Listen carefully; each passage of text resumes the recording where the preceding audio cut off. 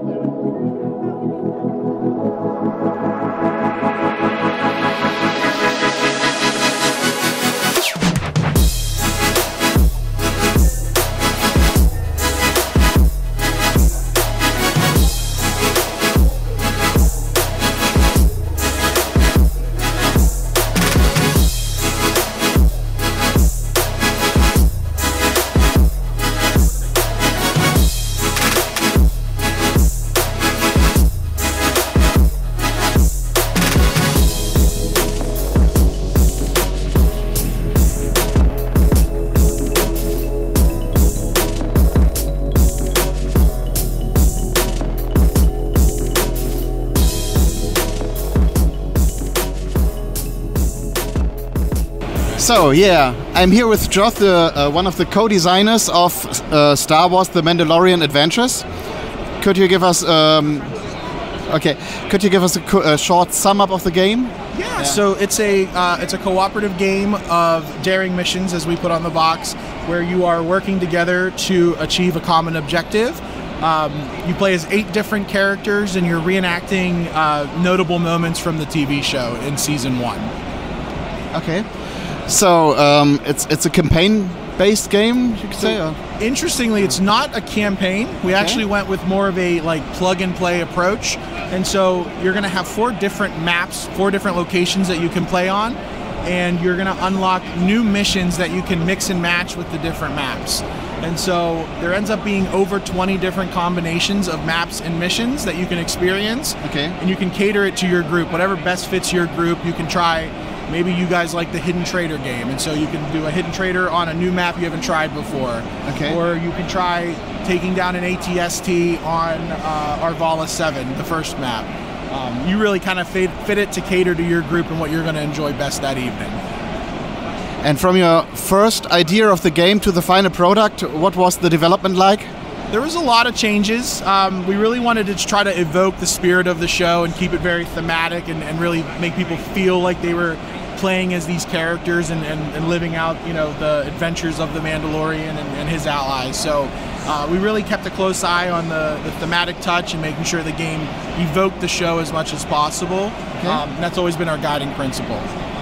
Cool. Yeah. When will it come out? So it's coming out this autumn. We don't have an exact release date yet, but it is Q3 of this year, so it will be a release this year for sure. So will it be at Essen? That is the hope, yes. That's the hope. We're hoping it's at Essen. We're hoping it's at Gen Con. We're crossing our fingers for sure. Okay. And will it come on in different languages? Will it come on German, because we're a German YouTube channel? Yeah, it'll actually be out in 8 different languages. German will be one of them. Okay. I could list the others off the top of my head, but 8 different languages are confirmed for printing. Okay, cool. And what is your favorite part about The Mandalorian, about the show? Yeah, I think so. Yeah, I love the show. I think it is like modern day, quintessential Star Wars for me. It feels very classic while also giving some really cool new characters and new things to kind of fall in love with. Fantastic characters in that show, great action. So again, we tried to translate as much of that as we could. So yeah, I hope people enjoy it. I'm really excited for it to see the light of day. Okay. Last question, best Star Wars movie? The best Star Wars movie, I'm going to go on record as saying Rogue One is the best. Great. I'm locking it in. Okay, yeah. Thanks. Thanks so much.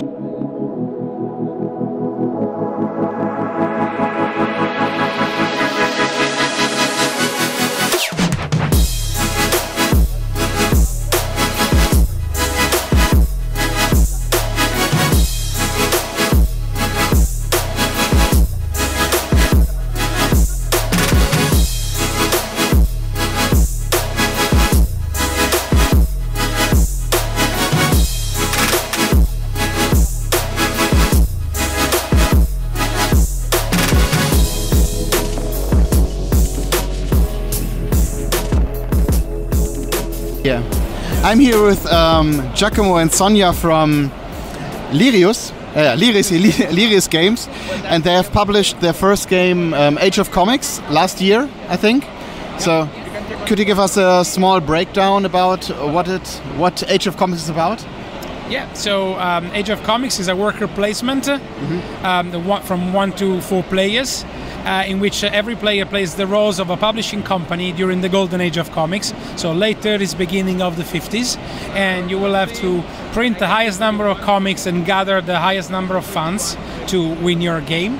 And yeah, it was our first. It is our first game, and now we are developing a new game from an established designer that is called Timeless Journeys, the Italian Grand Tour, and they're going to be launching this fall on Kickstarter. So we are a new publisher with one game published and a new one in development. Okay.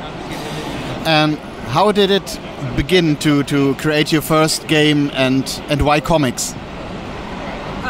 Well, comics, first of all, because it's a joint interest. Actually, it's first present ever to me. His first gift was a comic book, so it's important to us. And we started during the lockdown. We started playing board games more intensively, and at some point we literally thought, why don't we create our own comic, your own board game, and why not about comics? Because there's nothing really. Well, there's Marvel and so on, but there's not a book about making a game about making comic books.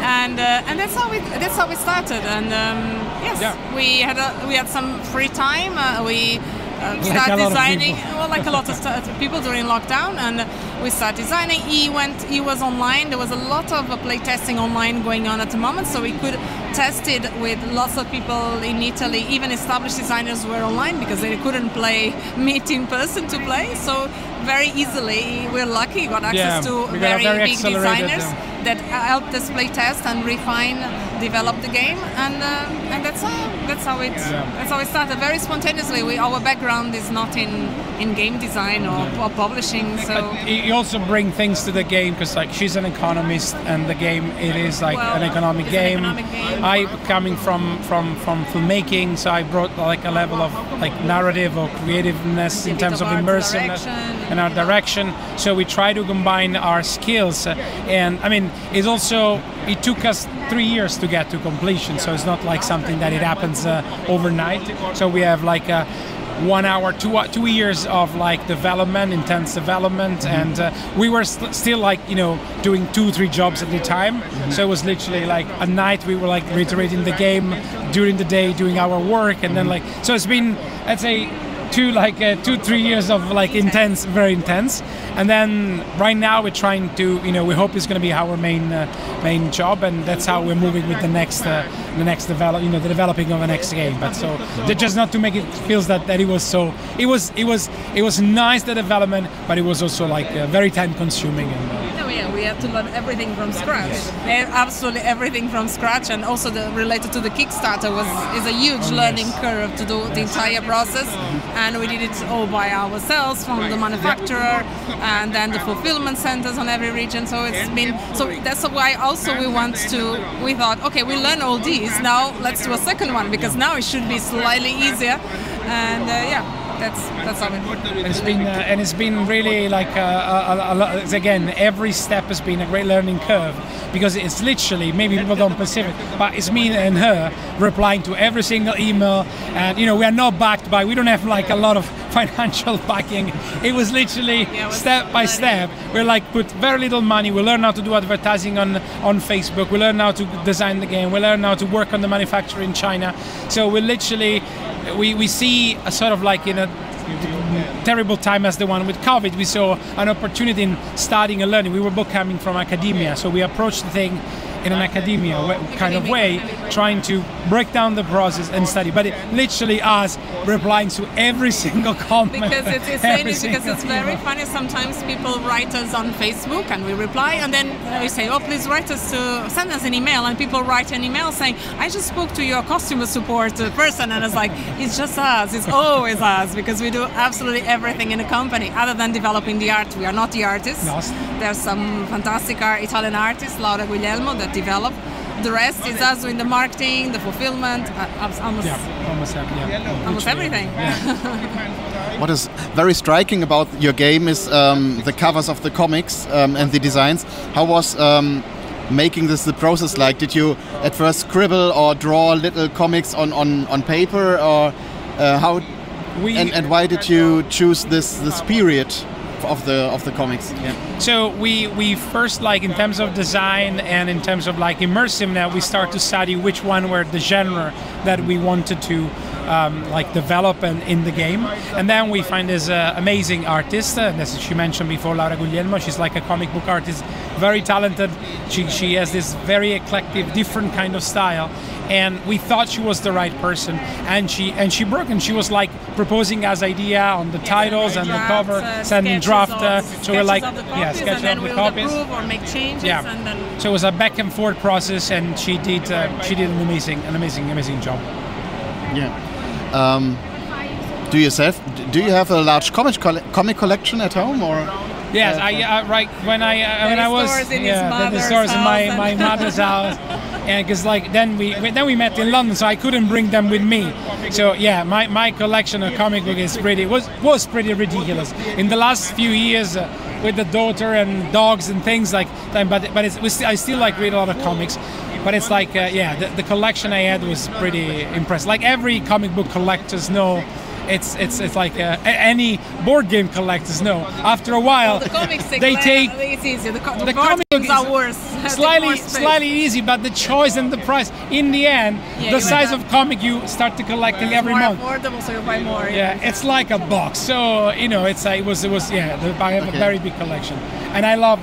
And we end up love every kind of so from the American to the French, the Japanese, to like literally any Italian. So every kind of comic book is part of the collection. Okay. Is there any favorite of comics, or comic book hero, or comic book series, or something, or which you go back to every time, or which you started as a kid or something? In my case, it's like. Anything that is written, right now I go a lot of it like writers, so anything that is written by Grant Morrison, I usually buy it. It's like, Alan Moore now reduces like output of comic book, but like, so anything that comes from this big name. In Italy we have like great writers, artists like Zero Calcare, so there's a variety of GPs, another great Italian. French I love, like Trondheim or Sfar, or so it's like a bit of like everything, and we consume a lot of comics. You also have some favorite? Less serious, more graphic novels. Yes. I have more. I don't do so much series. He doesn't do all the series. Yes, I do have. So where's the game available? The games is available online on our website at Fair, and stores that pick up. We have a couple in Germany actually. I cannot tell you the names, to be honest. I wasn't prepared. But yes, there's some retailers pick up the game throughout Europe, in the US, and also here at the Fair. Here at the Fair, We'll be in Essen, by the way. Yeah, we will be in Essen, so you will be able to buy the game there. Or again, online we fulfill from Germany, so and from UK within the UK. Okay. So it's like the game usually takes like in Germany it takes probably 2 days to arrive. 2 days. It's in Germany already. Yeah, Essen would have been my last question. Will you be at Essen? Because we will be. It's our home fair in Germany. So we'll meet again. Yeah. Fantastic. Okay. It's going to be our first Essen. So any advice and suggestion, please send us. Write in the comments. Write in the comments, or send us email, and and participate to our group on Facebook is the thing that keep us really alive and give us a lot of strength and ideas and energy. Do you already know where one could find you at Essen? No, not yet. Not yet. I don't have details. We book a booth, but we don't know. Okay. I don't know yet. Which publisher or which? We are. It's going to be our own style. It's going to be our own little store. Yes. Various games. It's a little one, but it's like Linus Games. Yes. Yeah, cool. So see you at Essen. Okay. See you. Okay.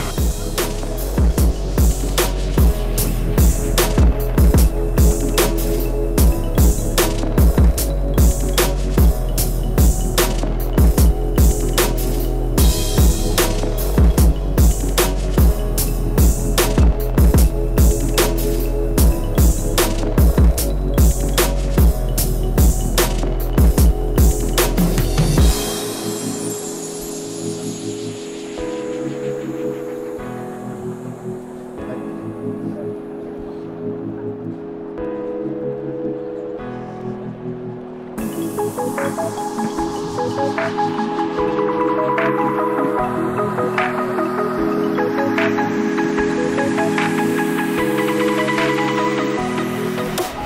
here with Kuba from Chaosium, and you present Horror on the Orient Express. It's on Kickstarter right now, or not yet? I've seen the campaign. It was on Kickstarter in April. Now we're on GameFound with late pledge campaign. Ah, okay. Yeah. Yeah, I'm a huge Cthulhu fan. And I own a lot of Cthulhu games. So tell us a little bit about the game. Sure. This is a fully cooperative game which was designed by the same people who did Nemesis and Frostpunk and Destiny. So Adam Kwapinski and Michał Gołębiowski. And in this fully cooperative game, your job is to survive the trip of the train that comes from Paris to Constantinople, but it was captured by the cultists, and you're now in the Dreamlands. So your job is to survive till the end of this trip while learning the true identity of the suspects you have on the train, if they're cultists or not. But the game will try to stop you by throwing monsters at you, making you lose sanity, killing your passengers, and so on and so on. So you will be performing actions that will make you try to put out the fires that the game starts to effectively stop you. And the base game contains quite a lot of replayability because of the different setup. Also, we have different narrative paths in the paragraph cards. There are different rituals, different cards for spells, for passengers, events, and so on and so on. So there is a lot going on. And with the base game, we're also adding a complementary expansion, which is Investigators Unveiled, that will allow you to choose from among 13 characters to play with. So the expansion is already included in the base game? Or? Yes, yes. I mean, it's not included in the box, but in the lowest pledge you can pledge on GameFound for, you will get the base game, the expansion, and all the Kickstarter content. Okay. And you said when will it come out? So the late pledge will last till end of August, and the game will be delivered in August next year, 2025, around Gen Con. Okay, around Gen Con.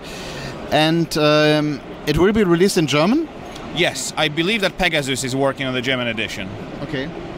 It will come out at the same time as our English copies, and you will be able to choose German language version in the Pledge Manager in January, February next year. Okay.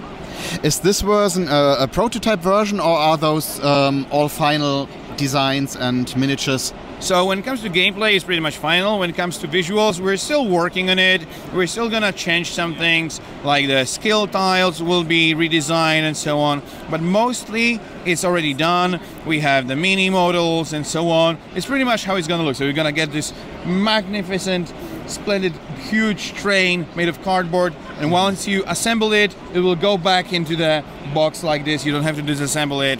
So that's pretty cool. Like in Colt Express from... Like in Colt Express, exactly, exactly. That's what we were, that was our association as well. Okay, cool. How about the playing time? How long is the game?